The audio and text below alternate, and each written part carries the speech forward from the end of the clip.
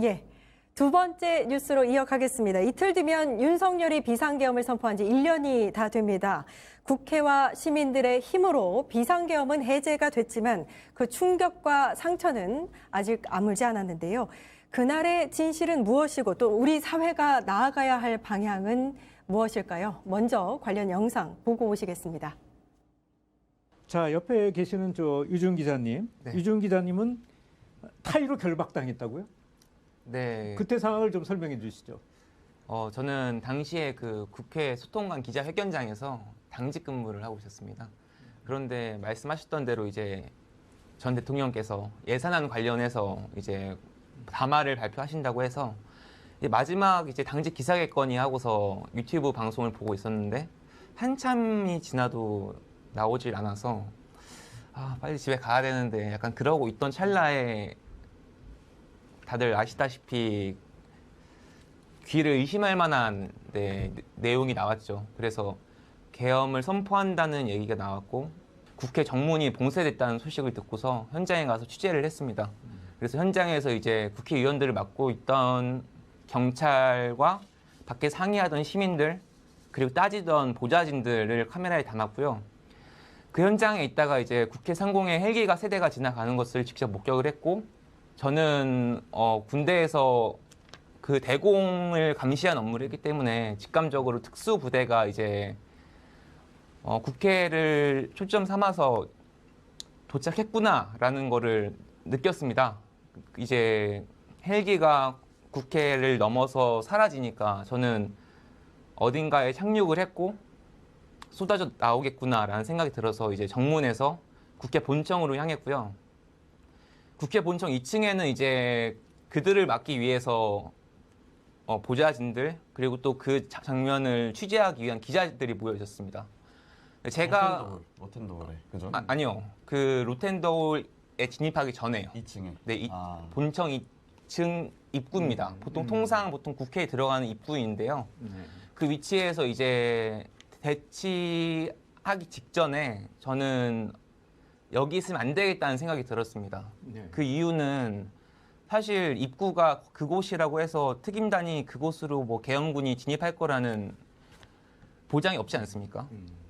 실제로 나중에 창문을 깨고 들어왔기도 하고 저는 그래서 계엄군이 착륙한 위치를 먼저 찾아서 그들의 동선을 따라 움직여야지 그들이 어디로 진입할 수 있을지를 제가 확인하고 그것을 감시할 수 있겠다라는 판단이 들어서 저는 혼자서 무모하게 헬기가 있는 쪽으로. 헬기가 있는 국회 운동장 쪽으로 향했습니다. 야, 무섭지 않으셨어요? 오. 그때 그런 판단할 저는 정신이 없으셨죠? 그 직전에 그 여자친구한테 나는 너만 생각해 걱정하지 마라고 했는데 제가 본능적으로 몸이 움직이더라고요. 근데 가면서도 저는 사실 일말의 기대는 있었습니다. 군 생활을 저도 해봤고 군인이 설마 시민한테 네. 저는 사실 경고 정도는 하면은 좀 살짝 이렇게 카메라를 내려놓는다든지 하려고 했는데 제가 국회 본청 코너를 돌자마자 그 한 1분 전쯤에 집결해 있던 707 특임단원 10명들이 있었고 저는 좀 떨어진 곳에서 그들을 촬영했고 저를 발견한 그들이 곧바로 어떤 설명도 없이 다가와서 4명에서 저를 둘러싼 채로 몸을 꺾고 강제로 손에서 핸드폰을 빼앗았습니다. 그 다음에 바로 이제 한 3, 4m 정도 되는 국회 본청 벽면으로 저를 끌고 갔고요.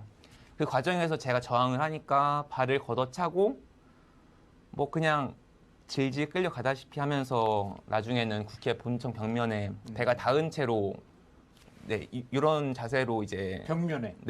국회 벽면에. 네네. 테러리스트처럼 제압이 됐고 그 직후에 곧바로 이제 상급자로 보이는 특임 단원이 KB 타일 가져와라고 말을 하자 KB 타일을 실제로 하급자가 가지고 왔고 제 양손을 한 명씩 특임 단원들이 붙잡고 있었는데 그 붙잡고 있는 손을 억지로 앞으로 끌고 가서 KB 타일을 결박하려는 시도를 했습니다. 저는 사실 끌려가면서 어떤 생각이 들었냐면 내가 좀 무리를 했다. 여기서 내가 더 저항하면은 진짜 큰일 날 수 있겠다. 얼굴은 맞지 말자라는 생각이 있었는데 네. 그런데 진짜 한마디 말도 없이 케이블 타이 결박까지 속전속결로 이뤄지니까 전 거기서 묶이게 되면 어디로 끌려갈지 진짜 영화에서 보던 대공문실이 머릿속에 떠오르는 상황이라서 제가 온 전목적인 힘까지 다해서 저항을 했습니다. 그래서 첫 번째 케이블 타이 결박은 실패를 했고 두 번째 케이블 타이 결박이 있었는지에 대해서는 제가 당시에 좀 충격이 있어서 기억이 나지 않습니다. 네, 유지용 뉴스토마토 기자가 스튜디오에 나와 있습니다. 안녕하세요. 예. 제 기억에 당시 요 이제 케이블 타이로 묶인 그 장면 CCTV가 확보된 이후에 가장 먼저 보도한 게 끝장 뉴스입니다. 기억하세요? 네, 저랑 뉴스로 이제 전화 연결로 해서 전해 주셨었는데 당시에 그 보도하시고 기사나 영상 만드신 게 굉장히 큰 파장을 일으켰었고 시기상으로도 그때 구속영장 청구가 있었을 때였나 체포 집행이 있었나 그랬었어요. 그래서 중요한 시기에 딱 이 보도가 나와서 굉장히 의미가 있었다라고 기억이 나는데 스스로는 어떻게 평가하고 계세요? 일단 이 영상을 확보한 가장 큰 의미는 그 계엄이 아무 피해도 없었기 때문에 아무 일도 아니라는 윤석열 전 대통령과 뭐 그 과정에서 부역한 김현태 전 시공시 특임단장 같은 인물들의 주장을 완전히 뒤집었다는 데 있습니다. 예. 그러니까 아무 피해가 없었다고 해서 불법적이고 위헌적인 비상계엄이 정당화되진 않지만 그들의 논리가 그것이었기 때문에 그 논리를 영상 하나로 인해서 뒤집었다는데 네, 의미가 있다고 봅니다. 그렇군요. 이제 거의 1년이 다 돼가잖아요. 네. 그때 그 케이블 타이로 포박당하고 다리도 뭐 이렇게 한 대 차고 휴대폰 뺏기고 이런 걸 사실 평생 한 번 겪을까 말까 한 그 경험을 하고 나서 1년이 지났는데 지금은 어떠세요? 느낌이? 일단 저는 굉장히 1년이라는 시간이 어떻게 지났는지 모르겠습니다. 1년이 굉장히 길게 느껴지고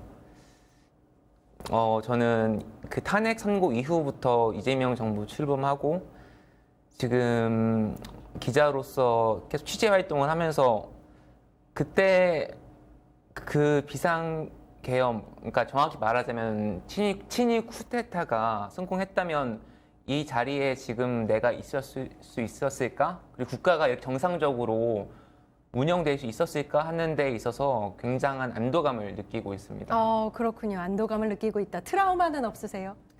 트라우마는 있습니다. 제가, 있으세요? 네. 어떤 트라우마가 있으세요? 얼마 전에 그 영화 좀비딸이라는 영화를 봤는데요. 예.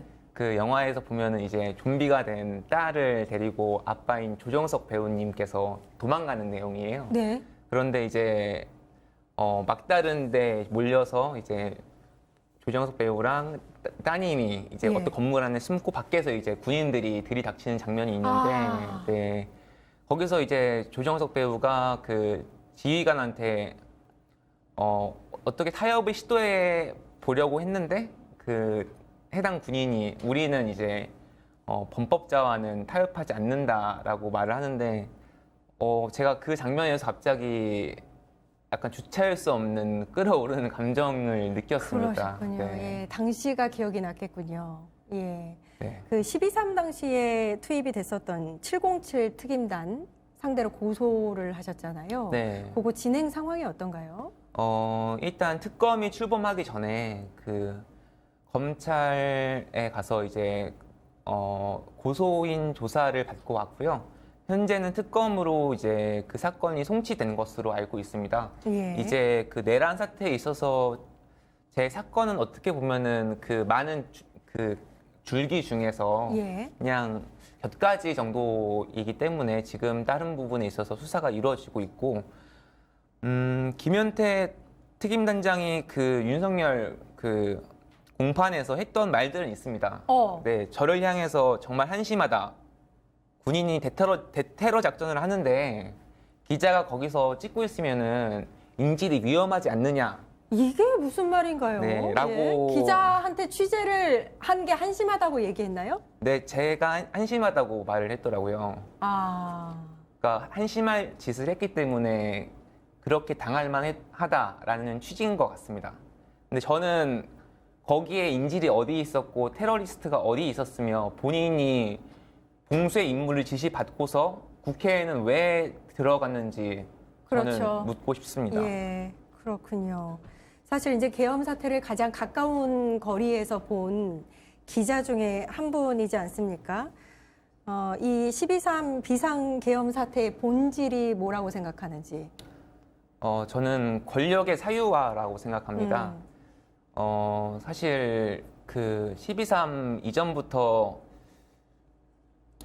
굉장히 많은 논란들이 있었지 않습니까? 예. 그 김건희 씨와 또 김건희 씨 주변과 그리고 최종적으로는 윤석열 씨에 이르는 모든 전방위적인 측면에서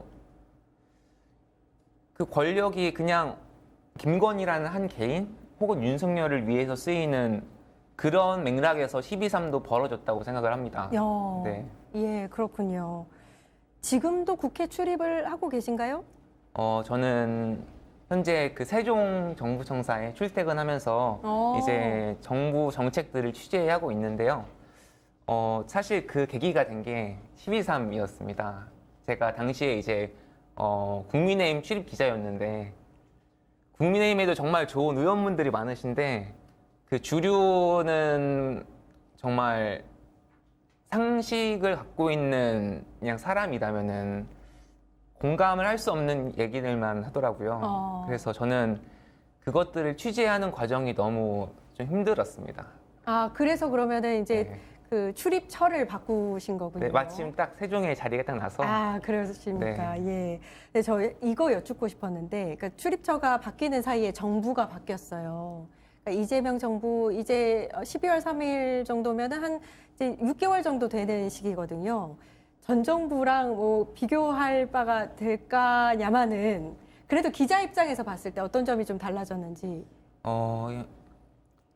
그냥 한마디로 요약하자면 정부다운 정부가 아닐까 싶습니다.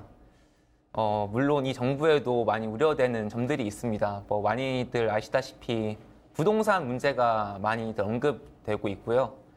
하지만 그것만큼은 확실한 것 같습니다. 이 정부가 어떻게든 문제를 해결하기 위해서 관세 문제와 부동산 문제와 그 외에 노동 문제, 사회에서 해결해야 될 것들을 이 정부는 최소한 하기 위해서 최선을 다하고 있다라는 느낌을 저는 받고 있습니다. 아, 그러시군요. 아, 끝으로 이 사태를 겪은 당사자이자, 그러니까 일반인 신분이기도 하지만 기자 신분에서 이 사태를 겪지 않았습니까?